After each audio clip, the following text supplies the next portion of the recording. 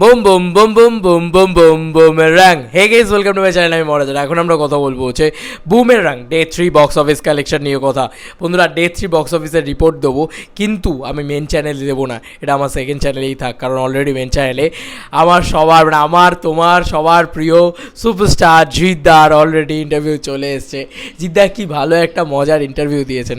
দেখো তো ওখানে দেবদাকে নিয়ে কি কি কথা আছে, দেখো তো ওখানে আর কি কি জানার বিষয় আছে। জিদ্দা দারুণ ইন্টারভিউ দিয়েছেন, খুব সুন্দর কথা বলেছেন, আমার ভীষণ ভালো লেগেছে।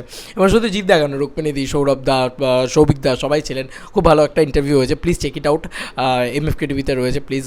আই থিঙ্ক অনেকেরই দেখা হয়ে গিয়েছে, আর যারা দেখোনি তারা প্লিজ দেখো, ভালো লাগবে আশা করি। তো বন্ধুরা, যেটা বলার প্রথমত সেটা হচ্ছে কালকে একটা ভয়ঙ্কর লেভেলের হাউসফুল দেখেছে, মানে শুধু হাউসফুল না, ভয়ঙ্কর লেভেলের হাউসফুল।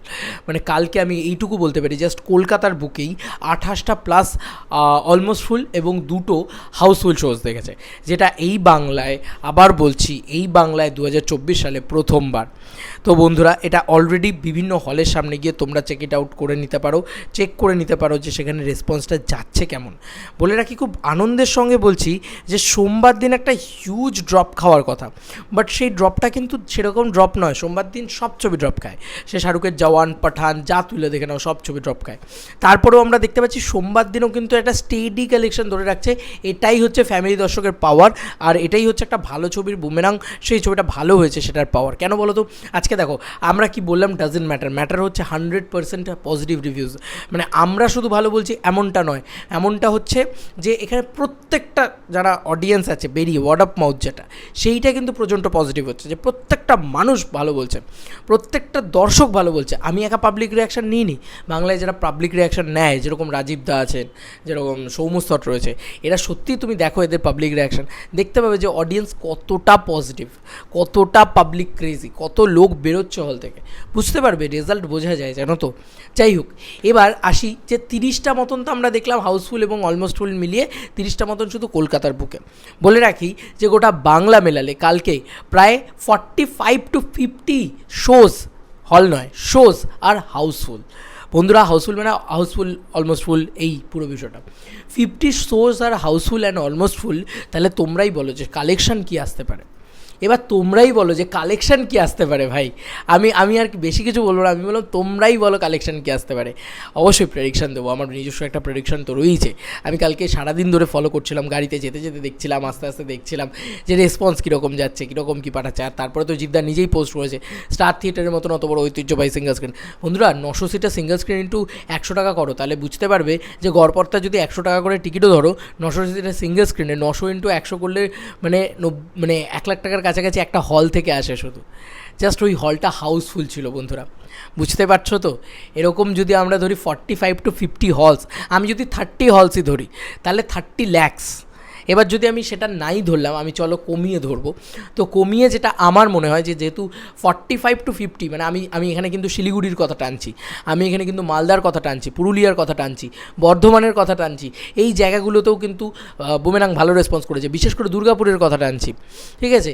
তারপরে দক্ষিণ বারাসাতের কথা টানছি, কল্যাণীর কথা টানছি, আমার হুগলির কথা টানছি, ঠিক আছে। এত জায়গা রয়েছে, মানে পশ্চিমবাংলা তো এইটুকু নয়, পশ্চিমবাংলা বিশাল বড়, মুর্শিদাবাদের কথা টানছি, ঠিক আছে, সেটাও একটা জায়গা। তো এই এত জায়গা মিলিয়ে আমাদের পশ্চিমবাংলার ভিতরে এই ছবিটা কালকে 45 to 50 হলস, আর মানে হলস না, শোজ আর হাউস হোলস, মানে সকাল বিকেল দুপুর রাত্রির, কলকাতা বাদ দিয়ে বলছি না, কিন্তু কলকাতা নিয়ে এবং বাকি সমস্ত নিয়ে, সব কিছু নিয়ে। জিদ্দা একটা কথা খুব ভালো বলেছেন, জিদ্দা বলেছেন যে সর্বত্র, মানে সেটা মাল্টিপ্লেক্স হোক বা সিঙ্গল স্ক্রিন, সর্বত্র রেসপন্স কিন্তু তুখর হচ্ছে। এইটা একদম সাংঘাতিক ব্যাপার স্যাপার। যাই হোক, বুমেরাং ইটস ব্লকবাস্টার, এখনই বলে দেওয়া যায়।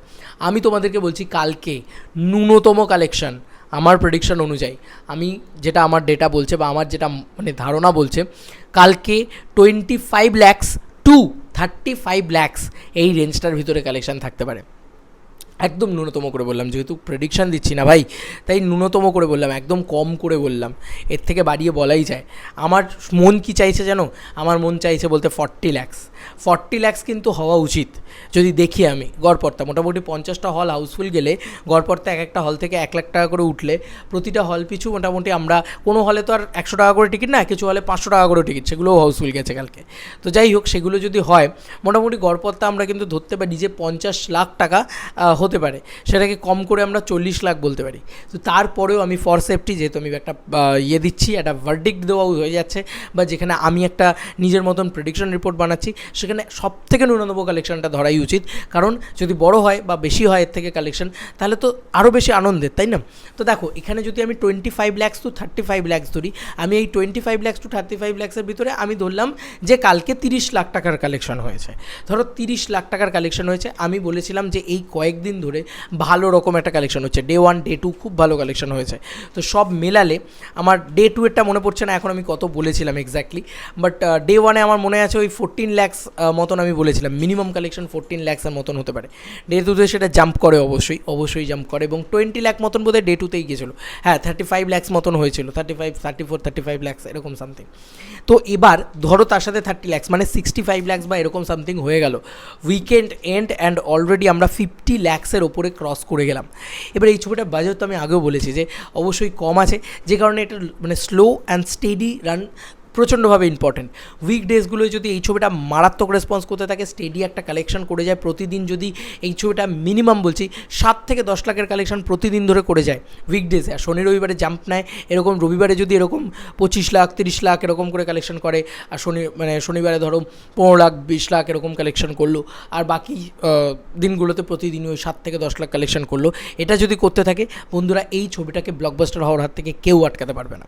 এরকমই কিন্তু রেসপন্স প্রধানের ক্ষেত্রে আমরা দেখতে পেয়েছিলাম। প্রধানও কিন্তু এই মানে স্টেডি কালেকশনটা করতে করতে করতে করতে, তাও ফেস্টিভ্যাল রিলিজ ছিল, বাট আমরা ওটা একটা অন্য ধরনের ছবি। যাই হোক, আমি তাও বলছি যে এই স্টেডি কালেকশনটা করতে করতে করতে করতেই কিন্তু অভিজিৎ সেনের ছবিগুলো ব্লকবাস্টার হয়ে যায়। তো সেটাই কিন্তু সেম জিনিসটাই কিন্তু আমরা জিদ্দার ক্ষেত্রেও দেখতে পাচ্ছি বন্ধুরা। এবার আমি সত্যি বলছি, আমি খুব এক্সাইটেড অ্যাবাউট এই এই এই পুরো বিষয়টা, যে দেখা যাক কী হয় না হয়, এই কালেকশনটা কোথায় গিয়ে দাঁড়ায়। কারণ অলরেডি যে কালেকশনটা আমার প্রেডিকশন অনুযায়ী আমি মনে করছি 50 lakhs ক্রস করে গেছে 3 দিনে, এবং কোথাও গিয়ে 60 lakhsও ক্রস করে গেছে 3 দিনে। আমার এটা প্রেডিকশন, আমার মনে হয় 65 lakhsের মতন আশেপাশে কিন্তু এই 3 দিনের টোটাল কালেকশন হবে, মানে weekend total collection, first weekend total collection 65 lakhsের আশেপাশে হবে। এবার এটা যদি হয়, তুমি বলো তো যে এই ছবিটার বাজেট খুবই কম, খুব যে একদম আহামরি তা নয়।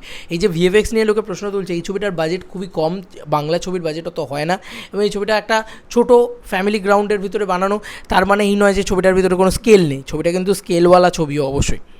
তো এই সব মেলালে একটাই কথা বলবো যে মানে যথেষ্ট কম বাজেটেই ছবিটা বানানো হয়েছে, যে জিনিসপত্রগুলো ছবিটা দেখিয়েছে সেই অনুযায়ী যথেষ্ট।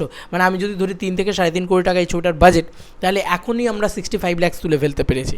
তো এই ছবিটা আরামসে কি আর 2-2.5 কোটি টাকা কামাবে না? 2.5 কোটি টাকা আর কামাবে না?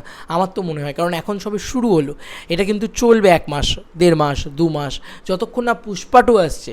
এই ছবিটার কিন্তু কোনোরূপ কোনো কম্পিটিটার নেই, ভালো করে লক্ষ্য করে দেখো, বাংলা থেকেও নেই, কোথাও থেকে নেই।